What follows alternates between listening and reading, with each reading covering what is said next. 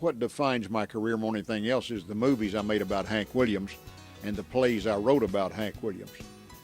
But it's been tremendous because I got to know his family, not his immediate family, but his cousins and everything, nephews down in Alabama. I would go down there and spend a week or two every summer with those people and develop friendships that'll last the rest of my life. I made movies off of that. I got a contract with the William Morris Agency. That's the biggest agency there is. And they signed me and put me in movies and put me in television shows, and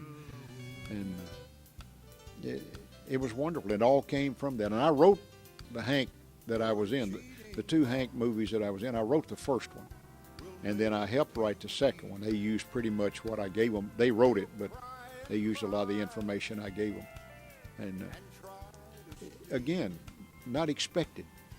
I won the Sika Award, which is the cable equivalent of the Emmy, and I won that for the best show of the year on public television.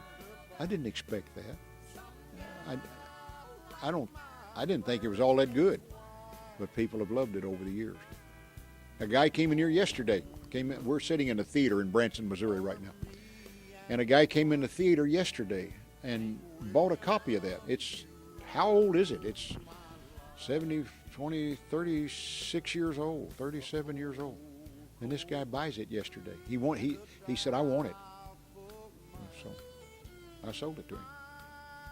I always loved Hank's music and always loved Hank Williams because of his music. Never met him, except when I was 8 years old. I met him about that long at a drive-in theater where he was entertaining, but not, I was 8 years old. What I remember about that.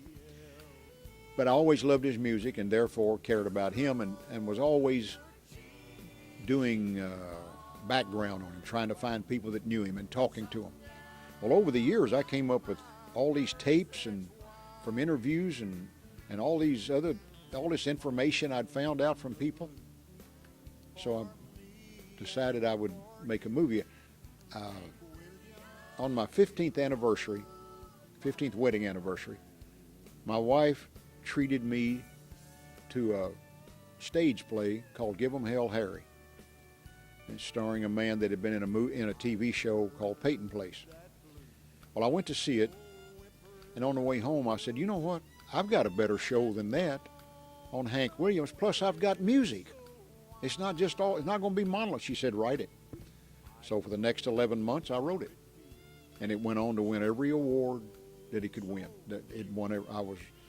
I was given writers' awards and everything. And that's how it happened. I had all this information and I used it, put it in a movie.